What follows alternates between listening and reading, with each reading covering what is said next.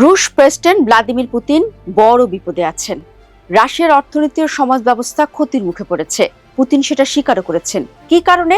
সাম্প্রতিক সময় ইউক্রেনের হামলা বেড়ে গেছে বলে। গণমাধ্যমগুলো বলছে সম্প্রতি রাশিয়াতে ড্রোন ও মিসাইল হামলা তীব্র করেছে ইউক্রেন। তবে পুতিন এই দাবিও করেছেন রাশিয়া এই ক্ষতির ধাক্কা দ্রুত সামলে উঠতে পারবে এবং জেদ ধরে পুতিন বলেছেন যে ক্ষতি হলেও ইউক্রেনে রাশিয়া তাদের সামরিক অভিযান আরো বাড়াবে। পুতিন আর কি করছেন? তিনি তার সামরিক বাহিনীকে নির্দেশ দিয়েছেন যেন রাশিয়ার আকাশ প্রতিরক্ষা ব্যবস্থা আরো শক্তিশালী করা হয়। তিনি বিশেষভাবে ইউক্রেনের অবকাঠামোর উপর হামলা জোরদারের নির্দেশ দিয়েছেন যেন ইউক্রেনও অর্থনৈতিক ও সামাজিকভাবে ক্ষতিগ্রস্ত হয়। দর্শক, যুদ্ধ মানেই নিজের নাক কেটে পরের যাত্রা ভঙ্গ করা। রাশিয়া ইউক্রেন সেটাই করছে।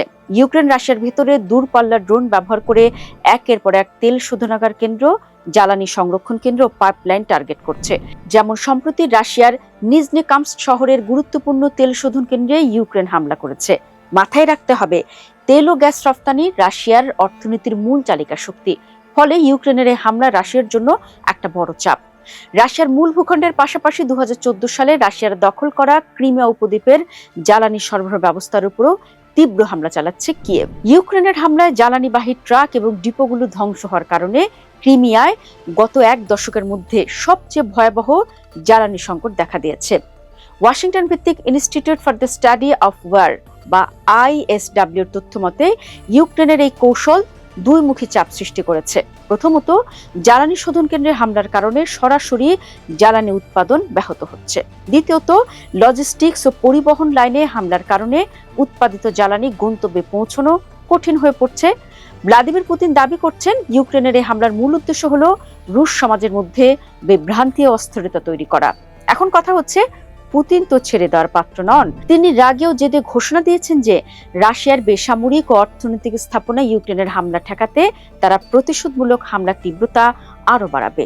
রাশিয়ার টার্গেট হচ্ছে ইউক্রেনের বিদ্যুৎ গ্রিড, বন্দর এবং সামরিক রসদ সরবরাহ ব্যবস্থা পুরোপুরি ভেঙে দেওয়া, যাতে ইউক্রেন নিজেদের রক্ষা করতেই ব্যস্ত থাকে এবং রাশিয়ার অভ্যন্তরে হামলা চালানোর সক্ষমতা হারিয়ে ফেলে। ইউক্রেনের ড্রোন ও মিসাইলগুলো রাশিয়ার সীমান্ত পেরিয়ে শত শত কিলোমিটার গভীরে ঢুকে তেল শোধন কেন্দ্রগুলোতে আঘাত হানছে। এটা ঠেকাতে পুতিন রাশিয়ার অভ্যন্তরীণ গুরুত্বপূর্ণ অর্থনৈতিক ও কৌশলগত স্থাপনাগুলোর চারপাশে বিমান প্রতিরক্ষা ব্যবস্থা যেমন S-400 বা প্যান্টসার সিস্টেম পুনর্বিন্যাস এবং আরও শক্তিশালী করার নির্দেশ দিয়েছেন। বিশ্লেষকরা বলছেন, পুতিনের দাবি সত্যতা যাচাই কঠিন।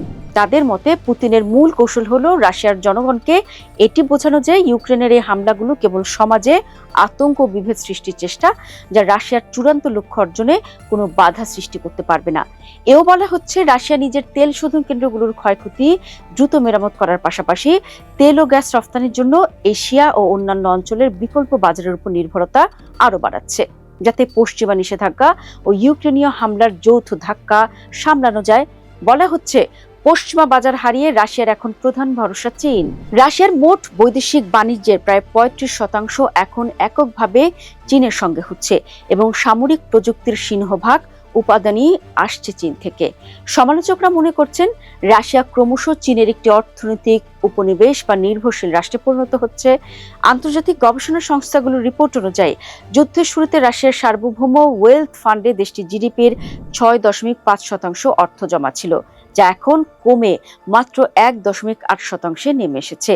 বিশ্লেষকদের আরো মত, ইউক্রেনের সঙ্গে যুদ্ধ শেষ করার লক্ষ্যে পুতিন ইউক্রেনের প্রেসিডেন্ট ভলোদিমির জেলেনস্কির সঙ্গে মুখোমুখি বৈঠকের সম্ভাবনা নাকচ করে দিয়েছেন। এদিকে ইউক্রেনও কম যায় না। দেশটির সামরিক বাহিনীর প্রধান দাবি করেছেন যে মে মাসে ইউক্রেন যতটা ভূখণ্ড হারিয়েছে তার চেয়ে বেশি এলাকা পুনরুদ্ধার করতে সক্ষম হয়েছে। ফলে কয়েক মাস ধরে রাশিয়ার যে ধারাবাহিক অগ্রগতি দেখা যাচ্ছিল তা থমকে গেছে বলেও দাবি করেন ইউক্রেনের সামরিক বাহিনীর প্রধান। দর্শক, রাশিয়া ইউক্রেন যুদ্ধের তীব্রতা বেড়ে যাওয়ায় এর প্রভাব পড়বে সারা দুনিয়ায়। পুতিন নিজের মুখে দেশের ক্ষয়ক্ষতির কথা স্বীকার করেছেন, মানেই হলো ব্যাপারটা খুবই সিরিয়াস। এর জবাবে পুতিন আরো কঠোর হবেন বোঝাই যায়। অর্থাৎ সামনের দিনগুলিতে যুদ্ধ আরো দীর্ঘস্থায়ী এবং ধ্বংসাত্মক রূপ নিতে পারে। এর নেতিবাচক প্রভাবে ভুক্তভোগী হবে গোটা বিশ্ব।